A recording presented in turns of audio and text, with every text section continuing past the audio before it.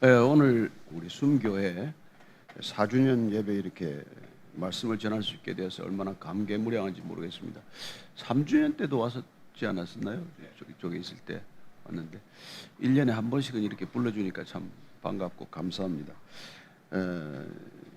숨교회의 숨은 히브리어로 루아흐죠. 루아흐는 성령입니다. 그죠? 그리고 숨이기도 하고 바람이기도 하고, 헬라어에 상당하는 단어는 푸뉴마라고 있습니다. 우리 그래서 숨교회는 어쩌면 성령교회, 그렇게 해석을 해도 좋고, 오늘 보니까 영어로 breathing church라고 이렇게 했었는데 사실은 성령이 숨쉬는 교회, 성령 충만한 교회라고 저는 믿습니다. 오늘 그래서 본문 말씀을 제가 묵상하면서 갈라디아서 말씀으로 여러분들하고 같이 나누고자 합니다. 갈라디아서 5장 16절에서 18절까지 말씀을 한 목소리로 같이 읽겠습니다. 시작. 내가 이르노니 너희는 성령을 따라 행하라. 그리하면 육체의 욕심을 이루지 아니하리라. 육체의 소욕은 성령을 거스르고 성령은 육체를 거스르나니 이 둘이 서로 대적함으로 너희가 원하는 것을 하지 못하게 하려 함이니라. 너희가 만일 성령의 인도하시는 바가 되면 율법 아래에 있지 아니하리라. 아멘. 하나님 아버지, 이 땅에 저희들 고아와 같이 내어버려 두지 않고 성령을 보내주심으로 아버지가 계신 곳까지 이룰 수 있도록 저희들 이 땅의 삶을 곤고히 하지 않게 하심을 감사합니다.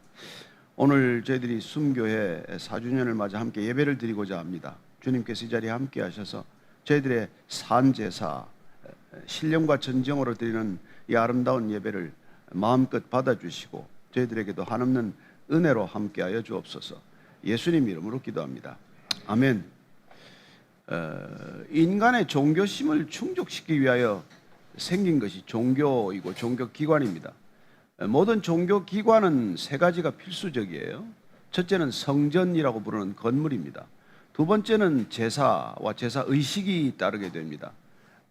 그리고 세 번째는 그 제사를 집행하는 제사장이 반드시 있어야 하는 것이죠.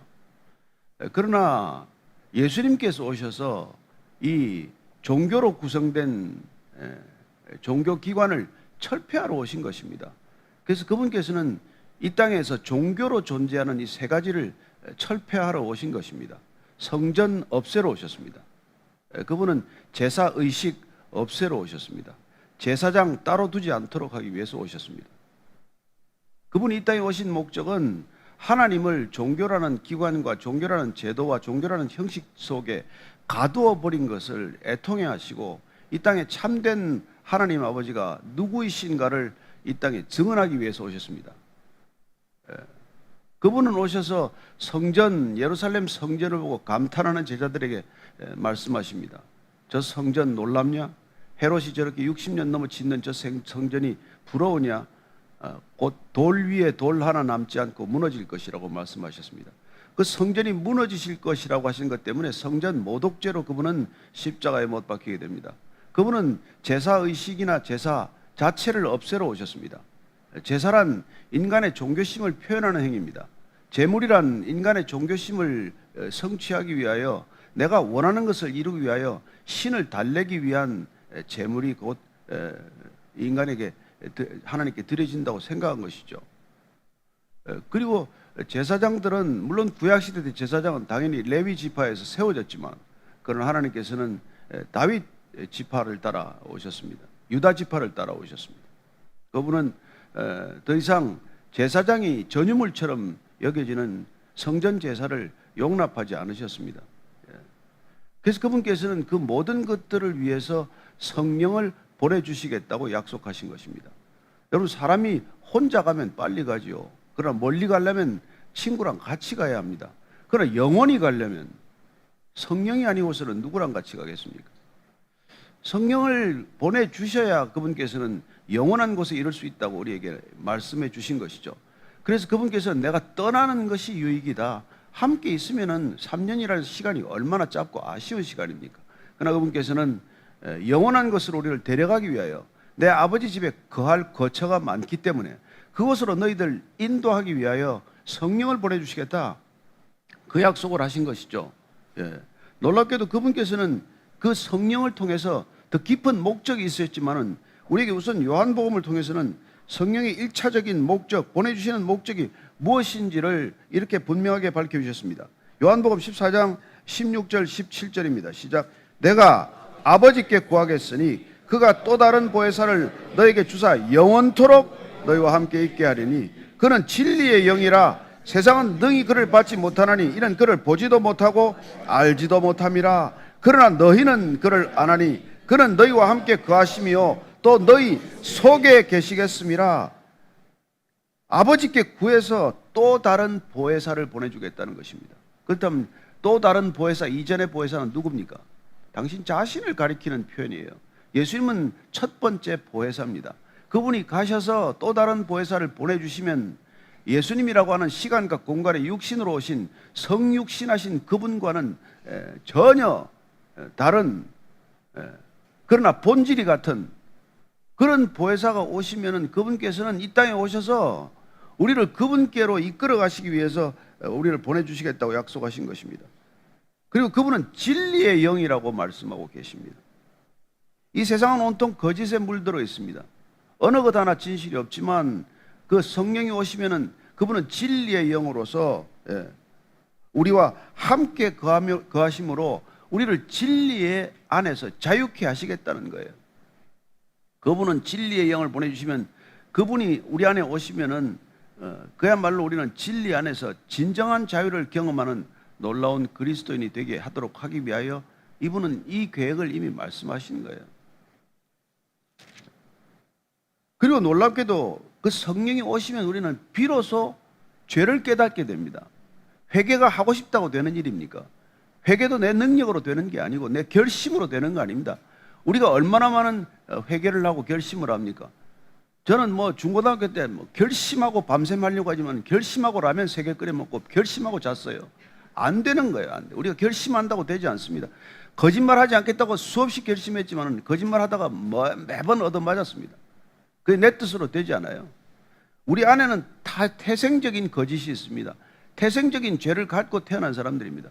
우리는 죄를 지어서 죄인 된 게 아니에요. 죄인으로 태어났기 때문에 죄를 안 지을 수 없는 존재가 된 것이죠. 그걸 주님께서는 해결해 주시겠다고 보혜사 성령을 약속하신 것이에요. 그래서 그가 오시면 어떻게 됩니까? 요한복음 16장 8절입니다. 시작. 그가 와서 죄에 대하여 의에 대하여 심판에 대하여 세상을 책망하시리라. 그분이 오시면 비로소 죄에 대해서 깨닫게 됩니다. 죄란 단순히 우리가 짓는 무슨 간음죄니 살인죄가 넘어서서 하나님을 떠난 본질적인 죄, 하나님을 떠난 것이 죄다.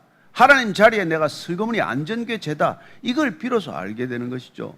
죄를 비로소 깨닫게 되는 것은 내 능력이나 내가 머리가 좋아서가 아니고 내가 책을 많이 읽어서가 아니고 성령이 오셔야 내가 죄인임을 알게 됩니다. 성령이 오시면 사도 바울도 그토록 율법주의자로 철저히 율법을 지켰지만 내 안에 가득한 것이 죄밖에 없다.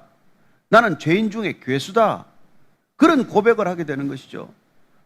그는 예수 믿는 사람들 잡으러 다녔던 사람이고 나 자신 누구보다도 의롭다고 생각했던 사람이지만 그가 예수님을 만나고 그가 성령이 안에 오시니까 이 세상에 나보다 더 큰 죄인이 없다. 이걸 깨닫게 되는 거예요. 그래서 예수 믿는 특징이 뭡니까? 내가 죄인이라는 고백을 수없이 하게 되는 거예요. 나 같은 죄인 없다는 것을 찬양하게 되는 것입니다. 의에 대하여 비로소 알게 됩니다. 우리는 얼마나 의로움에 사무쳐 있습니까? 얼마나 의롭다고 싸웁니까? 누가 더 의롭다고 싸우는 게 이 세상 아닙니까? 무엇 때문에 정치가 나눠지고 그렇게 세상이 시끄럽겠습니까? 다 자기가 의롭다고 주장하니까. 그러나 이 세상에는 의인은 없습니다. 의인은 없대. 단 한 사람도 없다. 이게 하나님의 관점 아닙니까? 인간 만물 중에서 가장 타락하고 부패한 게 인간의 마음 아닙니까? 그 마음으로 자기 의를 아무리 주장한들 의인이 되는 것 아닙니다. 의란 성령이 오시면은 하나님과의 바른 관계구나. 하나님이 내 안에 계셔야 나는 비로소 의인이 되는구나. 그런 의로움의 길을 가는구나. 내 노력에서 의가 되는 게 아니구나. 인간은 조금 착하게 살기 위해서 예수 믿는 게 아니구나. 전적으로 타락했기 때문에, 전적으로 부패했기 때문에, 인간에게 소망이 없기 때문에 우리는 예수 믿어야 하는 거구나. 이걸 알게 되는 것이죠. 그리고 비로소 심판에 대해서 믿게 됩니다. 이 땅에 잠시 머무르다가 우리가 주님께로 가는 것은 피치 못할 심판이 있다는 걸 알게 되는 것이죠. 이 땅에서 잠시 우리가 누리는 것, 이 모든 것들은 결국 궁극적으로 심판과 연결되어 있다는 것을 알게 됩니다. 따라서 우리의 삶은 완전히 다른 모습이 되는 것이죠. 여러분, 심판이 두렵지 않기 때문에 무슨 온갖 목사들이 비리를 저지르고 온갖 그리스도인들이 세상 사람과 달리 다르지 않게 사는 것 아닙니까? 정말 심판을 믿으면, 정말 하나님이 두려우면 이렇게 살지 않습니다. 우리가 거짓말 안 하게 되고, 우리가 정말 어제 나와 오늘의 나는 저 사람이 맞나 할 정도로 달라지게 되어 있습니다.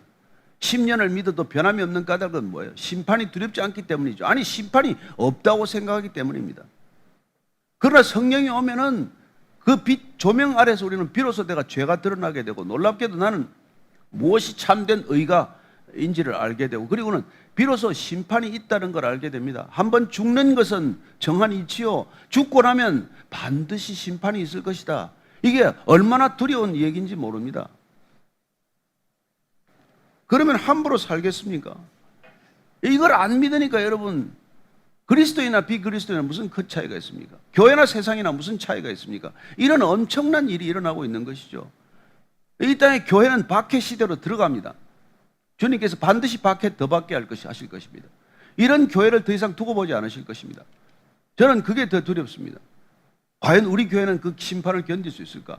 과연 우리 교회는, 교회라고 부르는 이 그리스도인들은 주님의 이 놀라운 불꽃 같은 눈초리를 견딜 수 있을까? 그렇게 되는 것이죠. 따라서 오늘 사도 바울은 갈라디아 교회를 향해서 이렇게 말하고 있습니다. 성령이 오면은 내 하고 싶은 것을 하기를 갈망하는 종교인으로서 더 이상 살지 않게 된다. 종교인이란 내 원을 풀기 위해서 종교가 생겨난 거 아닙니까? 내 원하는 것 좀 도와달라고, 내 능력이 부족하니까, 내 힘이 부족하니까, 내 안 되는 일 좀 도와달라고, 병이 안 나으니까 병 좀 고쳐달라고, 사업이 부도나게 생겼으니까 부도 좀 막아달라고. 그래서 다 새벽 기도도 하고 40일 금식 기도도 하고 하는 거 아닙니까? 주님께서 그거 하라고 성령 보내주지 않았습니다. 오늘 갈라디아서 5장 말씀 뭐라 그럽니까? 육체의 욕심을 이루지 않도록 하기 위하여 성령을 보내주신다는 것입니다. 육체의 욕심을 이루지 않게 하기 위하여. 그렇습니다. 그분께서 이 땅에 교회를 위해서 오셨습니다.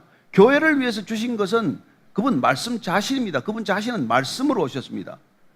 교회란 말씀을 이 땅에 구현하는 유일한 하나님의 선물입니다. 따라서 그분께서는 아버지께 들은 것을 다 내가 일러주었다고 말씀하지 않습니까? 그분은 아버지께 들은 것 한마디도 남기지 않고 너희에게 다 전하기 위해 오셨다고 말씀하신 것이죠. 왜? 토라도 있고 다 있는데 그 토라를 제대로 해석하지 않고 있으니까, 토라를 가지고 율법 전설을 만들었으니까, 토라에 있는 5가지 책을 가지고 613개 계명으로 늘려놨으니까, 주님은 10개 계명 주는 것도 다 잘 지키라고 했는데 10계명도 못 지키는 주제에 유대인들이 613개 계명을 찾아냈습니다. 놀라운 거죠. 여러분들 모세 오경 속에서 613개 계명 찾을 수 있겠습니까? 신학교를 가도 못 찾습니다. 하지 말라가 365개예요. 하라가 248개입니다. 그래서 613개예요. 이게 다 유대인들이 랍비들이 찾아낸 겁니다. 구약 토라 가운데서. 그걸 지켰다라고 주장하는 게 바리새인들이에요. 그러나 주님께서는 그 계명 다 무슨 소용이 있다고 말합니까? 성경 전체가 말하는 계명은 단 2계명 아닙니까? 내 목숨과 마음과 뜻과 힘을 다해 하나님을 사랑하라. 그리고 이와 같이 내 이웃을 내 몸과 같이 사랑하라. 하나님 사랑과 이웃 사랑이면 이 사랑의 율법은 온전히 이루어지는 것이라고 말씀하지 않았습니까? 율법을 지키려고 몸에 쥐가 나도록 해도 못 지킵니다. 그러나 사랑하면 율법은 성취될 것이다라고 말씀하는 것이죠. 근데 문제는 우리가 사랑할 능력이 없다는 것입니다. 사랑할 수 없기 때문에 사랑할 수 있도록 주님께서는 그 당신 자신을 주신 것이고, 성령이 오시면은 죄에 대하여, 의에 대하여, 심판에 대하여 깨닫게 될 뿐만 아니라 그리스도의 영, 진리의 영이기 때문에 더 이상 거짓을 사랑하지 않고 진리를 사랑하게 되는 것입니다. 우리가 예수님을 사랑할 수 있어야 인간을 사랑하는 것이죠. 예수님을 사랑할 때 우리는 비로소 나를 용납하게 되고 나를 사랑할 수 있게 되고, 나를 용납하고 나를 사랑한 사람은 비로소 이웃을 용납하고 이웃을 사랑할 수 있게 되는 것이죠. 그래서 주님께서는 오늘 놀랍게도 그러려면 내 육체의 욕심, 내 죄성, 내 본성을 사랑하지 말라는 거예요. 육체의 욕심을 이루지 않기 위하여 성령을 보내주셨다고 말씀하고 계십니다. 17절은 뭐라고 말합니까? 육체의 소욕은 성령을 거스른다. 성령은 육체의 소욕을 거스른다. 이 둘은 서로 대적하게 함으로써 못하게 하는 것이다. 성령이 오면 불편해요. 내 안에서 수많은 욕망들과 싸우게 됩니다. 그리고 내가 원하는 것을 하지 못하게 되는 것이죠. 우리 육신을 입고 살아가는 동안은 평생 육체의 소욕과 성령의 소욕은 부딪히게 되어 있습니다. 겟세마네 동산에서 예수님마저도 그 두 소욕이 부딪히는 것을 가감없이 보여주지 않으셨습니까? 피할 수만 있다면 이 잔 피하게 해주십시오. 그러나 내 뜻대로 마옵시고 내 욕망대로 마옵시고 내 육체의 소욕대로 마옵시고 아버지의 원대로 성령의 소욕대로 하옵소서. 그게 겟세마네 마지막 기도 아닙니까? 예수님조차도 육신을 입고 살아가는 동안은 끊임없이 그런 갈등에 시달리는 것이죠. 베드로는 어떻습니까? 끝까지 그는 육체의 소욕에 무릎을 꿇고 말지 않습니까? 주님, 저는 끝까지 주님을 따르겠습니다. 저는 주님을 절대 배반하지 않을 것입니다. 말은 그렇게 하지만 지켜집니까? 거짓을 말하려고 말한 겁니까? 속이려고 한 게 아니잖아요. 그러나 육체의 소욕은 결국 우리를 그렇게 굴복하게 하는 것인데, 그러나 성령이 오시면 비로소 우리는 육체의 소욕이 꺾이는 것을 경험하는 것이죠. 놀랍게도. 그리고 오늘 사도 바울은 비로소 갈라디아 교회 왜 이 갈라디아서를 쓰게 되었습니까? 율법을 지켜야 의로워진다. 할례 받아야 구원받는다. 그런 소리 하는 사람들에 대해서 그걸 반박하기 위해 쓴 거 아닙니까? 그래서 율법은 어떻게 지켜지냐? 성령이 오셔서 성령의 소욕에 내가 굴복하면, 그러면 비로소 내 모든 것 의가 이루어지게 된다는 겁니다. 의는 내가 이루는 게 아니에요. 이루려고 이루어지지 않습니다. 사랑하려고 사랑해지지 않습니다. 그러나 그분이 우리 안에 오시면, 또 다른 보혜사로 주신 이 성령이 우리 안에 오시면, 우리 안에 계신 성령이 용서도 하고 사랑도 하고 권면도 하고 사람도 세우고 그런 일을 하는 것이죠. 우리 본성은 그렇지 않습니다. 옛날에 코리텐붐이라고 나치 수용소에서 강간당하고 엄청난 박해를 받았습니다. 자기 여동생도 그 수용소에서 죽었습니다. 그러나 코리텐붐은 웬일인지 살아남아 생존했어요. 이 여인이 간정 집회를 하고 다닙니다. 근데 어느 날 간정 집회 현장에 자기를 고문하고 자기를 그렇게 혹독하게 처참하게 다뤘던 독일 병사가 다시 나타난 거예요. 그도 그리스도인이라는 모습으로 그 집회에 나타난 겁니다. 순간 얼어붙듯이 이 여인은 당황했습니다. 그리고 다가와서 손을 내밀는데 그 손을 잡지 못했어요.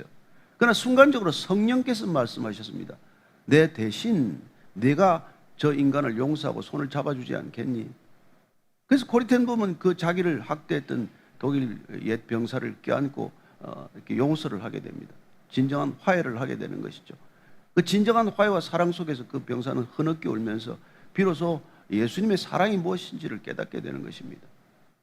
우리가 왜 손양은 목사님을 사랑의 원자탄이라고 말합니까?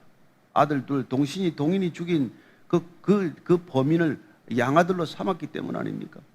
인간이 용서한 겁니까? 아닙니다. 인간은 용서 못합니다. 손양은 목사님의 그 딸은 그냥 그 사실이 너무나 싫어서 그냥 신앙을 떠나버리고 말았어요.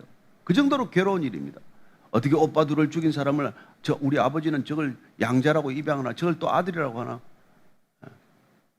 우리 힘으로는 누구도 사랑하지 못합니다. 우리 힘으로는 누구도 용서하지 못합니다. 용서한 채 하고 살아가는 것이죠.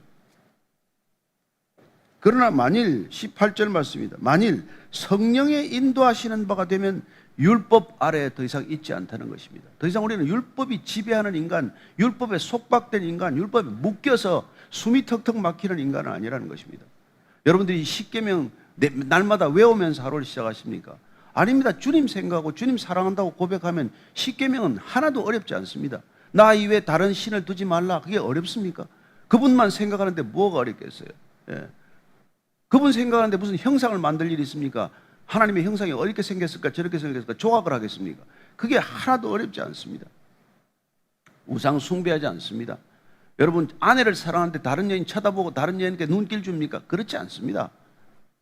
그래서 더 사랑하는 게 문제지, 덜 사랑하는 게 문제를 낳는 것이지 다른 거 아니란 말이에요. 주님 사랑하는데 여러분 뭐가 안식일 지키는 게 어렵습니까? 주님 안식일이란 주님 안에서 주님만을 생각하는 시간을 갖는 걸 뜻하는 것이죠. 뭐 일요일 지키라는 게 아니에요. 일요일은 로마 사람들이 지켰던 날입니다.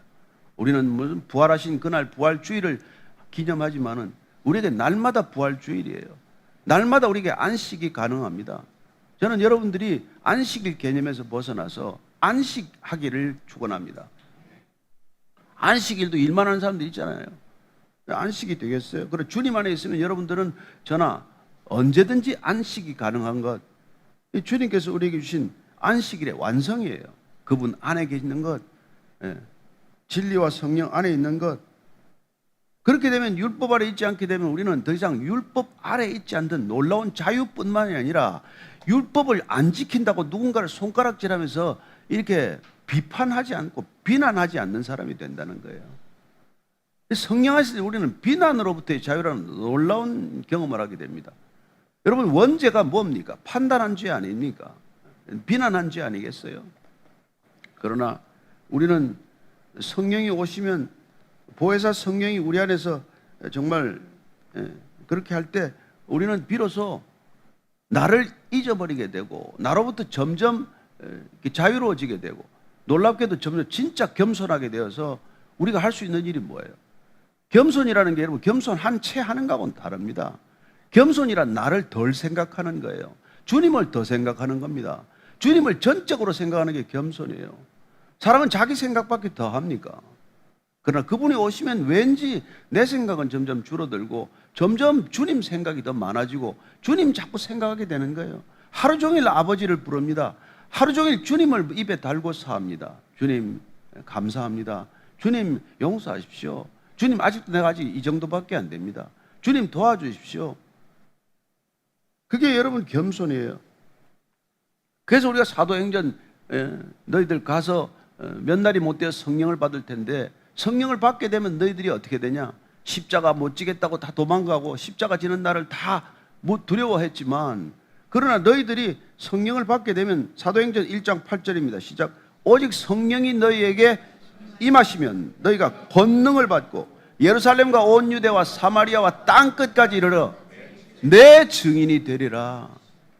더 이상 나를 증거하는 존재, 이 세상은 나를 증거하기 위해서 몸부림치는 세상 아닙니까? 내가 누군지 내 스펙을 가지고 나를 증거하고자 하고, 내가 입고 있는 옷 브랜드를 가지고 나를 증명하고자 하고, 내가 들고 다니는 가방 가지고 내가 나를 증명하고자 하지만, 아니요, 성령이 오시면 더 이상 나를 증거하고 싶은 생각조차 사라집니다. 이까진 몸, 여러분, 저도 이제 나이 이제 곧 80이 될 텐데, 이거 뭐 버리거나 태워버리거나 할 거 아니겠어요? 이 몸 뭐가 더 중요합니까? 쓸 만큼 쓰고 나니까 눈도 잘 안 보이고, 귀도 잘 안 들리고, 이빨도 좀 흔들리고, 뭐 다 두고 갈 거는 다 버릴 거란 말이에요. 예. 더 이상 나를 증거할 게 없어요. 와, 뭐 대학교는 어디를 나왔고, 내가 뭐 워싱턴 특파원 갔다 왔고, 옛날에 그게 자랑이죠. 내가 대통령을 7명이나 인터뷰했고, 근데 내가 들으라고 하는 얘기, 자랑하려고 더 이상 하는 얘기 아니에요. 아닙니다. 진짜 자랑할 게 하나도 없다는 걸 알았어요. 정말 제 아내하고 둘이 맨날 앉으면 돼. 우리처럼 못난 사람 없다. 우리처럼 부족한 사람 없다. 우리 장애인 부부다. 맨날 그래요. 둘이 이제 힘을 합치지 않으면 생존이 불가능해요. 예. 그렇게 되는 겁니다. 그리고는 더 이상 우리를 증언하기 위해서가 아니라 주님이 우리를 불쌍히 건져주셔서, 제가 제 대학 동기들이 말이죠, 목사하는데 정말 한번 와보고 싶다 그러는데, 내가 예배를 드리러 올라면 와라. 나를 만날 일은 없다. 그런데 이제 어떤 일이 생겼나니까, 제가 초등학교 6년, 중학교 3년, 고등학교 3년, 대성학원 1년 동창, 연대 정외과 4년을 동기 지금 친구가 있어요. 이 친구가 언론계를 나보다 2년 먼저 가서 동아일보 기자를 했습니다. 그리고 이제 철저한 불교 집안이죠. 나도 불교 집안이지만 저는 이제 아내를 만나서 제가 이제 그리스도인이 됐는데, 이 친구가 아무리 전도해도 전도 안 해요. 너무나 반듯합니다. 남한테 싫은 소리 안 하고, 남한테 신뢰하는 법이 없고, 남한테 해코지하는 법이 없어요. 언론인도 정말 정도를 걸었습니다. 예? 동아일보에서 뭐 해직 기자까지는 아니지만 어쨌건 해직 기자들을 돕고 어려운 이웃들을 돕고 그렇게 열심히 살았어요. 근데 예수는 안 믿는 거예요. 근데 제가 일일이 밝힐 수 없지만 결정적으로 신앙을 믿을 만한 일이 있는데 안 믿는 거예요. 그래서 이제 작년에 이제 암이 걸렸대서 병원에 이제 입원해 있다 그래서 갔습니다. 그래서 제가 마지막으로, 친구야, 내가 너한테 해줄 수 있는 말은 예수 믿으라는 말밖에 내가 해줄 수가 없다. 근데 이미 말도 못하고 뭐 이렇게 반응이 없어요. 그래서 넌 내가 따라서 기도하고 내 기도하는 대로 네가 아멘 하면 손에 힘만 좀 줘라. 그럼 내가 네 예수 믿는 걸로 내가 받아들인 걸로 내가 할게. 그때 끝에 손에 좀 힘을 주더라고요. 그래서 이제 그래놓고 나서 세례를 받아야 되는데 세례를 또 안 받겠다는 거예요. 그러다가 치매가 와버렸어요. 그 이제는 또 치매가 또 좀 난폭한 치매라서 아들이 직장을 그만두고 돌봐야 될 만큼 힘든 시간을 가졌습니다. 근데 어렵게 세례하는 날짜를 정했어요. 근데 내가 세례 받으러 가겠다 그랬더니 이 친구가 굳이 오겠다는 거예요. 교회도 한번 와보고 싶고 해서 교회 와서 세례를 받겠다고 날을 잡았습니다. 근데 이 친구가 세례 받는다는 이제 얘기가 나니까 우리 대학 동기들이 8명이 야, 그 친구가 세례 받냐면서 오겠다고 말이 다 왔어요. 그래서 점심 도시락을 준비하고 세례 준비를 했는데 이 친구가 그날따라 또 치매가 도졌는지 못 오게 된 거예요. 그래서 멀쩡하게 세례 보겠다고 온 놈들만 밥을 얻어먹고 그냥 다 가버렸어요. 그런데 사흘 있다가 그냥 이 친구가 또 떠난 거예요. 그래서 가서 내가 장례 예배를 어쨌든 친구니까 뭐 장례 예배는 내가 드려야 되겠다 해서 드렸는데 정말 뭐 가슴이 좀 짠하죠. 그 시간을 놓치는 바람에 여러분 정말 예수님이 오면은 여러분들 복음을 전하지 않으면 가슴이 부담스러워요.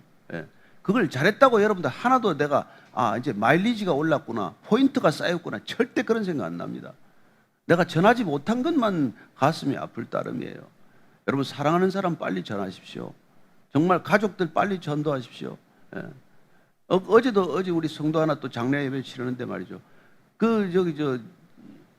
교회 한번 와야 되는데 몇 번이나 그러다가 돌아가셨어요. 그냥 이게 그래서 우리가 무별 예배 드리는 거란 말이에요. 못 오는 사람을 위해서 찾아가야죠. 교회가 가야죠. 교회까지 못 오는 사람이 대부분인데 교회 못 오는 사람한테 가서 예배를 드릴 수 있다는 것, 그들이 교회가 같이 될 수 있다는 것, 그걸 위해서 저희들이 예배 드리는 것, 그게 무별 예배거든요. 순교회도 무별 예배를 이제 드리겠지만, 그게 이번 주에는 필드 교회 가라는 건가? 이런 게 아니고, 정말 가서 좀 예배 드릴 수 없는 사람, 아파서 병중에 누워있는 사람, 시골에 부모님들 계시는데 부모님들끼리 외롭게 예배 드리는 분, 시골 교회 가면 노인네들 7, 8명 앉아서 예배 드려요. 그런데 가서 예배 좀 드리고 말이죠. 이러라고 우리가 하는 거란 말이에요. 근데 그런 것들이 다 그리스도를 증언하는 방법이에요. 주님은 잃어버린 양 한 마리를 위해서 우리에 있는 99마리를 두고 가지 않습니까? 이 99마리가 의미가 없다는 게 아니에요. 잃어버린 한 마리 양도 99마리 양과 동일한 가치가 있다는 것을 강조하고 계신 것이죠. 그리고 우리가 살아나는 것은 여러분 전도할 때 살아납니다. 복음 전할 때 살아납니다. 생명을 전할 때 생명이 부어지는 거예요. 그래서 우리가 주의 일을 하면은 여러분 시들시들하지 않습니다. 주의 일을 안 하고 지 생각하고 지 고민하니까 시들시들하지, 주의 일을 생각하는데 왜 시들시들합니까? 메마른 땅을 종일 걸어가도 피곤치 않다고 그러는데, 제가 누이 앞에서 다 잘한 분이 성경은 잘 보여요. 성경 읽는 건 문제 없습니다. 그래서 사도 바울은 정말 참 그 목숨을 건 거죠. 바울이 얼마나 스펙이 좋습니까? 다소 사람이에요. 다소는 그 당시에 소아시아의 가장 큰 교육 도시입니다. 아버지가 로마 시민권 가졌어요. 바울도 그 덕에 자기도 로마 시민권을 가진 사람입니다. 그런데도 보고 랍비로서 성공해보겠다고 가말리엘 문화에 들어왔어요. 가말리엘 문화는 우리 한국으로 치면 장신대라? 더 좋은 대학인가? 하여튼 그런 대학에 들어간 거 아니에요. 그때 몇 명, 한 두세 명 뽑았대요.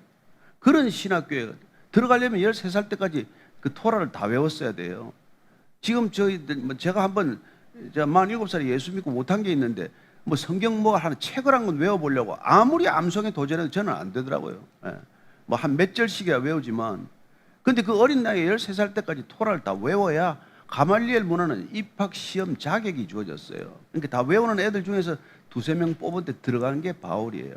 그랬던 바울이 뭡니까? 성령 만나고, 성령 세례받고 나니까 뭐예요? 다 헛거다, 헛거.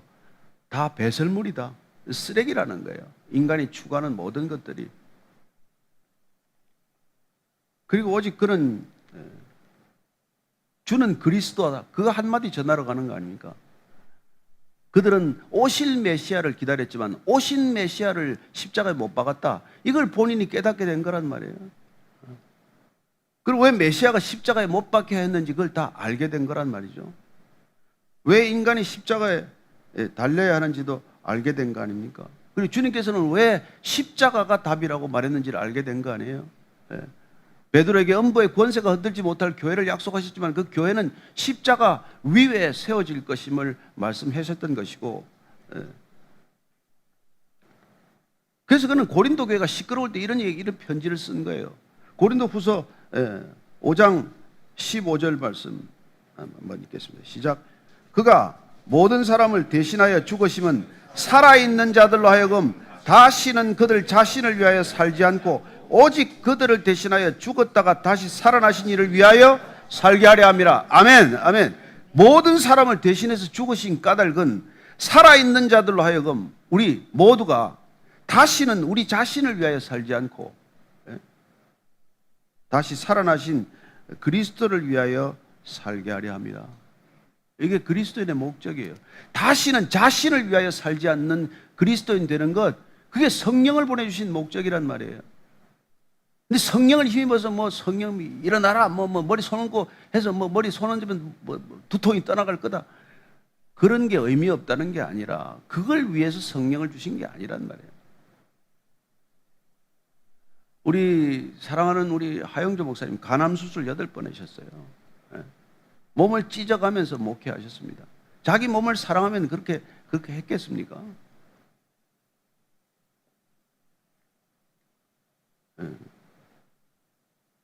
그리고 그분은 뭐 그래요? 암이나 감기나 알아보니까 똑같대요. 본인이 암을 그렇게 수술해서 그런 얘기하지. 나 같은 사람이면 욕 바가지로 얻어볼 거예요. 암 환자들한테. 암이나 감기나 뭐 마찬가지입니다. 이런 소리야. 병을 병이라고 생각하니까 병이 병 대접을 받는 거지. 병 대접해 주지 말라는 거예요. 병도 사람이 다루기 나름이라고. 그런 담대함을 가졌던 게 다 성령이 충만하면 그런 일이 일어난 겁니다. 뭐 얼굴에 뭐 껌덩이 좀 묻어도 되고, 뭐 입이 좀 털어줘도 되고, 뭐.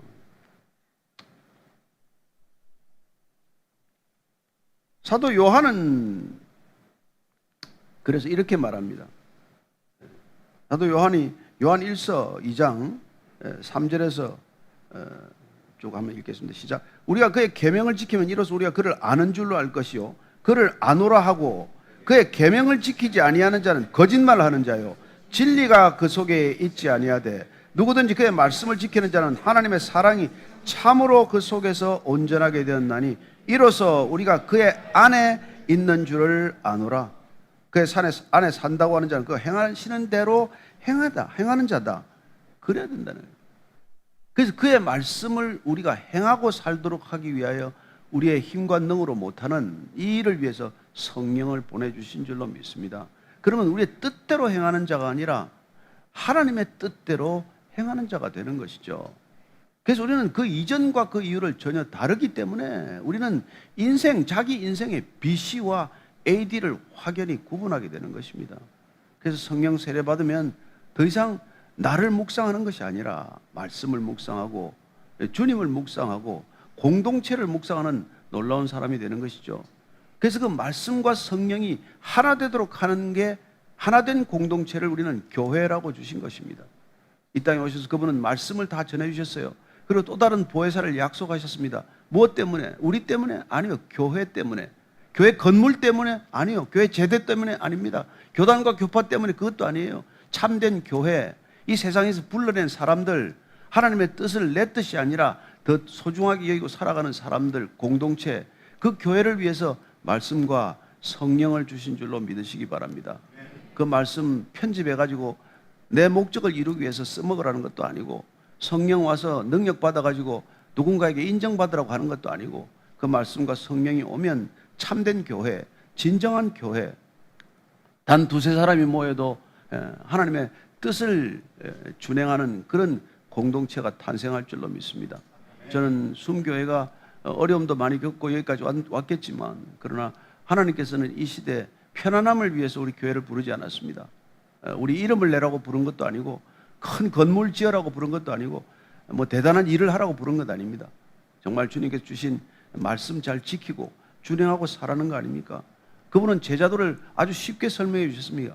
진리 안에서 너희가 자유하면 내 제자가 될 것이라고 말씀하셨고, 너희가 내가 너희를 사랑같이 서로 사랑하면 그러면 너희가 내 제자인 줄 세상이 다 알 거라고 말씀하셨고, 너희들이 성령의 열매를 맺으면, 많이 맺으면 또한 내 제자가 될 것임을 말씀해 주셨습니다. 다른 일로 제자가 되는 것 아니고 다른 이런 것들로 제자 되는 것 아닙니다. 여러분들이 성령의 음성을 거스르지 말고 성령에 충실하면 그분께서 행하시는 것을 목격하는 증인이 될 것입니다. 나는 내가 했다고 말하지 않습니다. 그분이 내 안에서 이런 일을 하셨다는 것을 내가 목격했습니다. 내가 증인되었습니다. 라고 얘기하는 겸손한 그리스도인이 될 줄로 믿습니다. 이 시대야말로 진정한 복음이 필요하고 진정한 교회가 필요하고 진정한 그리스도인이 어느 때보다도 절실한 시대임을 기억하시고, 누구에게 탓할 것도 없고 비난할 것도 없고 우리 자신이 그런 교회 되기를 축원합니다. 숨교회가 앞으로 4년, 앞으로 5년, 10년 될 때 그런 교회로 존재하면 하나님이 진정으로 기뻐하시는 교회가 될 것입니다. 우리 같이 기도합시다. 하나님 아버지, 정말 지난 4년 동안 한 걸음 한 걸음 주님께서 동행해 주셨기에 여기까지 왔습니다. 하나님, 우리 참 최문석 목사님과 김진경 사모님께서 참 두 분이 헌신하면서 성도들과 함께 이렇게 아름다운 교회를 이루게 하셨는데, 이 교회가 앞으로 5년, 10년 될 때 주님과 함께 더 깊은 사랑을 나누었습니다. 주님 안에서 더욱 안식했습니다. 주님과 더욱 더 가까워졌습니다. 날마다 주님의 모양과 형상 닮아가고 있습니다. 고백하는 모든 성도들 되게 하여 주옵소서. 예수님 이름으로 기도합니다. 아멘. 지금은 우리 구주 예수 그리스도의 은혜와 하나님 아버지의 사랑과 성령님의 교통하시며 위로하시며 충만하심이 성령의 사람으로, 말씀의 사람으로 교회되어 하나님 나라를 위해서 우리의 주어진 생을, 시간을 온전히 드리며 살겠습니다 결단하고 고백하는 주의 백성들 머리 위에, 주님의 몸된 교회 위에, 주께서 세우신 교회 숨 위에 이제로부터 영원토록 함께 하시기를 간절히 축원하옵나이다. 아멘.